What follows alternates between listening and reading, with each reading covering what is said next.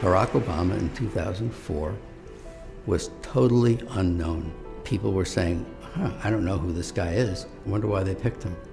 He had this reputation as a bit of an upstart, as sort of a young, rising figure in the party, but no one knew who this guy was. This was his chance to introduce himself to people. Tonight is a particular honor for me because, let's face it, my presence on this stage is pretty unlikely. My father was a foreign student, born and raised in a small village in Kenya.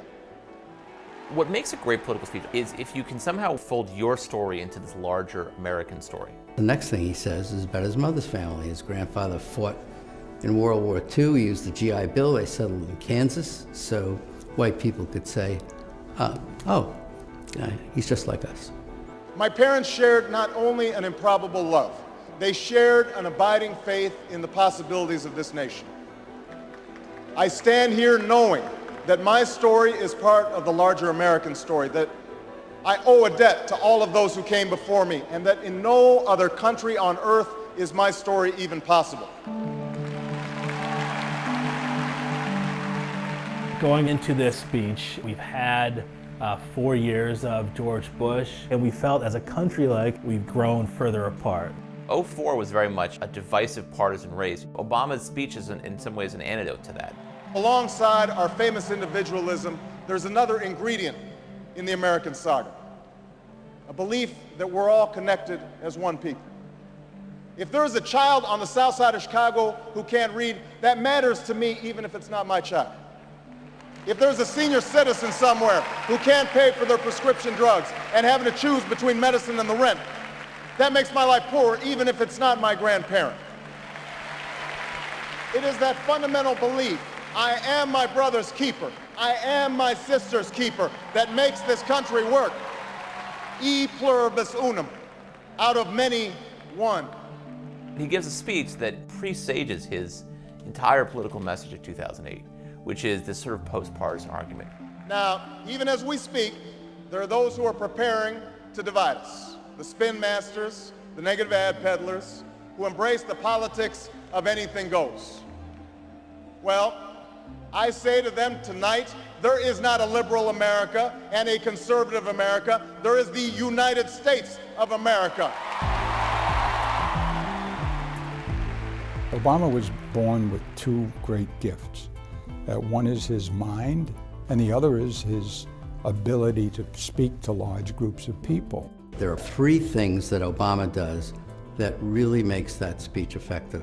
He wants concrete detail. He likes story, and he loves antithesis, the use of repetition in structure to show contrast. There is not a liberal America or a conservative America. There is one America.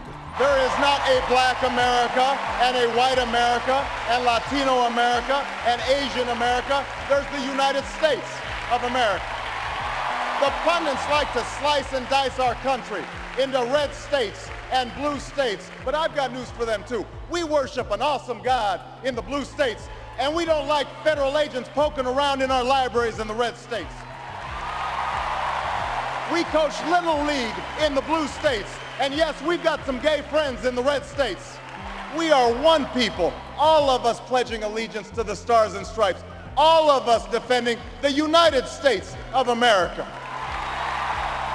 The way he uses his hands, he actually points a lot and does a lot of this, and a lot of this, and a lot of that. In doing so, he gives off this sense of energy.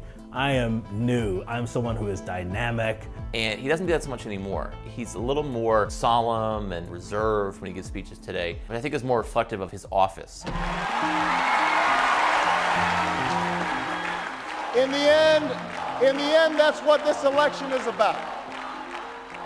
Do we participate in a politics of cynicism, or do we participate in a politics of hope? It's the hope of slaves sitting around a fire singing freedom songs. The hope of immigrants setting out for distant shores. The hope of a young naval lieutenant bravely patrolling the Mekong Delta. The hope of a mill worker's son who dares to defy the odds. The hope of a skinny kid with a funny name who believes that America has a place for him too.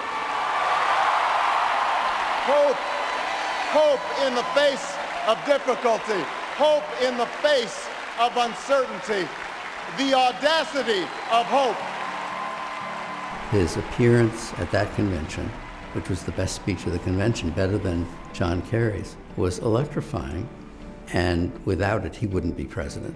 I think sincerity means a lot. There are people who, when they speak the truth as they see it, and they're very effective doing that. I believe this country will reclaim its promise, and out of this long political darkness, a brighter day will come. Thank you very much, everybody. God bless you.